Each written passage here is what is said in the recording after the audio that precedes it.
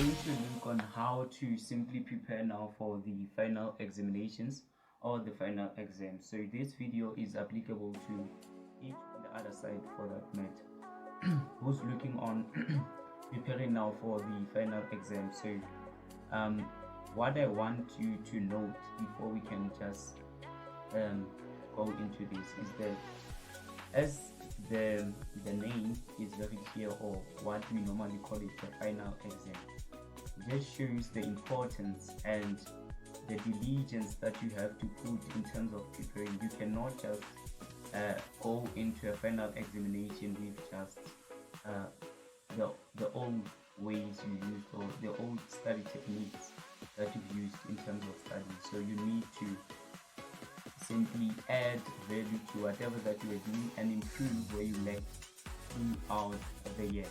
So number one, I'm just going to congratulate each one of you who is on the other side for having gone that far and simply pushing, also for clicking on the video, because that means a lot. It shows that you're willing to simply put in the energy and the effort into ensuring that you have a better life or future.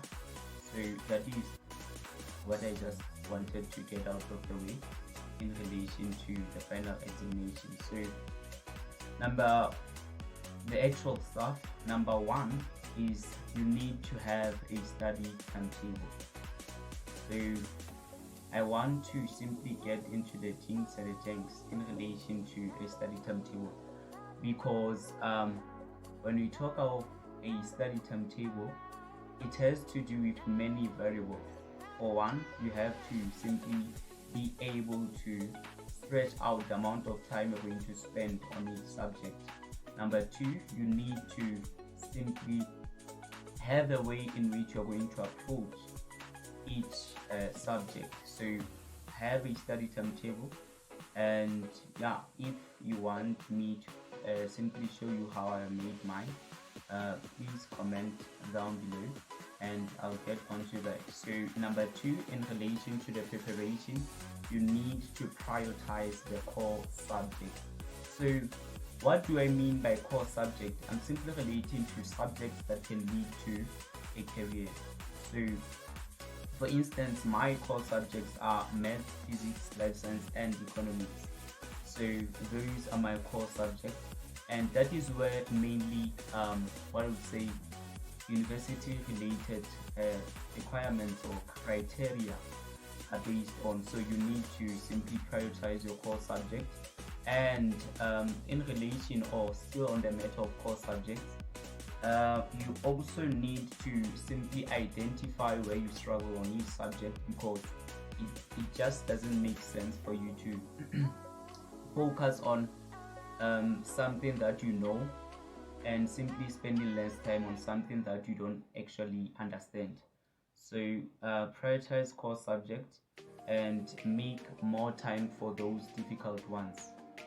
So for me, as many of you would think, maths is the most challenging subject, and that is where I'm going to simply focus on. But you need to also have a way in which you're going to approach the subject. As I stated before, that there has to be a way in which you simply approach the subject as one, because as I've said this before, that subjects are very unique in their own way, and they are very specific in the way in which you need to prepare for it. You cannot be preparing for maths but not having to simply put in the practical in terms of practicing doing some few questions or equations for that matter. So you need to simply do that. And then another thing is to stop procrastinating for that matter. So what is procrastination? Procrastination simply refers to, no, I'll see it later, I'll do it tomorrow, I'm tired, I'll have to simply see where I put it. So you need to implement, you need to make sure that you go into it. And one thing that I've seen is that once you have like the whole thing into your system, into your metabolism for that matter, it just goes with the flow. So you need to stop procrastinating and put in the effort. And then number 7, you need to understand yourself, because whatever that I'm saying, it's what I've used and what I'm going to implement since I'm also preparing for the final exam. So you need to understand yourself. Who are you and what works for you? So there's a video that I've done in terms of how to identify study techniques. So if you haven't managed to simply identify the study techniques that work for you, I'm here to help, and you can just go to the main channel to get more. So you need to understand yourself and use what works for you, because it just doesn't make sense to follow each and every video that I'm going to put out, or follow there are a lot of study techniques or ways in which people study. So you need to understand yourself, you need to understand your brain capacity in relation to how you recall stuff, because for instance there are those that simply makes notes, which is also one of the implementations that I put in place in relation to preparing. So but what is important is that you simply implement and take note of what is there and where you lack, because as I said, that you cannot focus on something that you know that I'm still fine here, but then you're going to simply go into that. So let's go into the actual things in relation to preparing, or the main things that I would apply or advise you to do. So number 1 is to simply get examination guidelines for each and every subject, because those examination guidelines are there to simply guide us, as it states.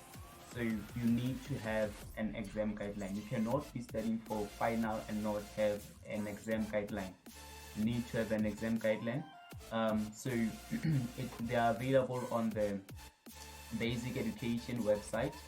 I'll link it down below, and make it a point that when you simply start studying, you identify where you lack. As I've said, that each and every subject is unique in its own way.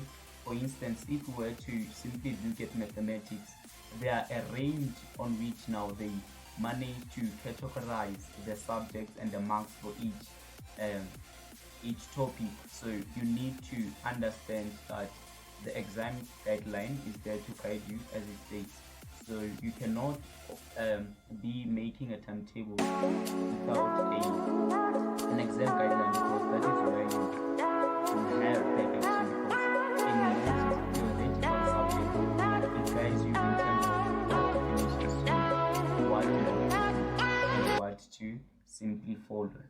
So thank you very much for watching the video. Please like, share and subscribe for more, and good luck with